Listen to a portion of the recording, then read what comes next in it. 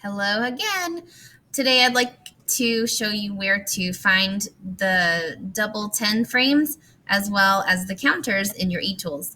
So what I would like you to do is go to McGraw-Hill, and I would like you to click on the big green space that says eTools. When you get to eTools, you are going to go to backgrounds first. So I get two choices. One of these says eTools and one of these says backgrounds. So the background that you are looking for is the 10 frames. Go to the section where the T's are and it says 10 frames. Click on the arrow and you have two choices. You can have double 10 frames horizontally. That means going this way, left to right. You could have tens frames going vertically. That means going up and down. So most of the time, our book seems to be using a lot of tens frames that are going vertically. So I'm going to pick the one that says double 10 frame vertical.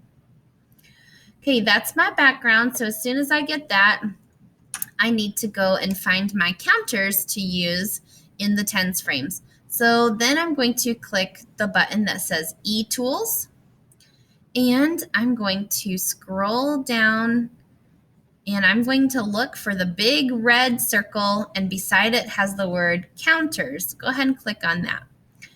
As you can see, there are many counters that we can use. We've got lots of choices.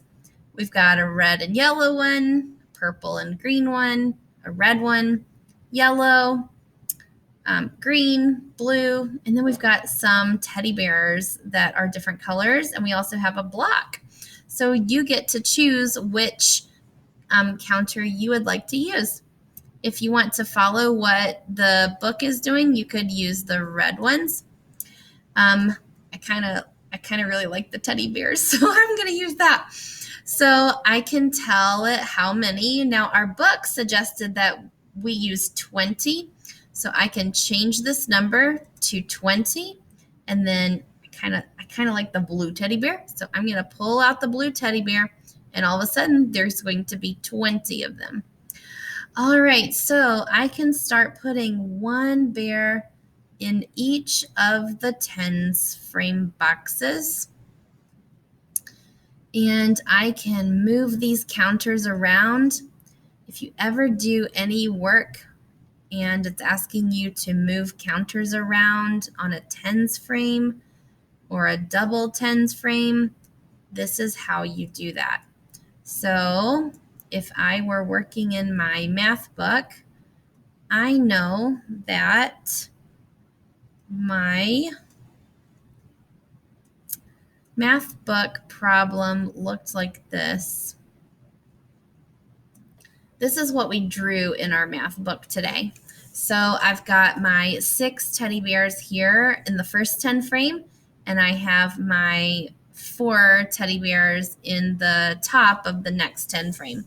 So I can actually move these teddy bears. I don't have to use all of them. The ones that I'm not using, I just keep to the side. So when we talk about imagining moving the counters over, if you work in your eTools and you use the background of the tens frames and you pick your counters out, you don't have to imagine. You can actually take these and move them over, and suddenly I have 10 teddy bears in one of the frames. I know that the first frame can hold 10, and I know the second frame can hold 10. So we don't have to imagine sliding these over anymore. We can actually get on here and pick out our counters and slide them over ourselves, so we can use this tool to help us with our math. All right, I hope this is helpful. If you have some time, you may try this on your own computer. Have a good day, boys and girls. Bye-bye.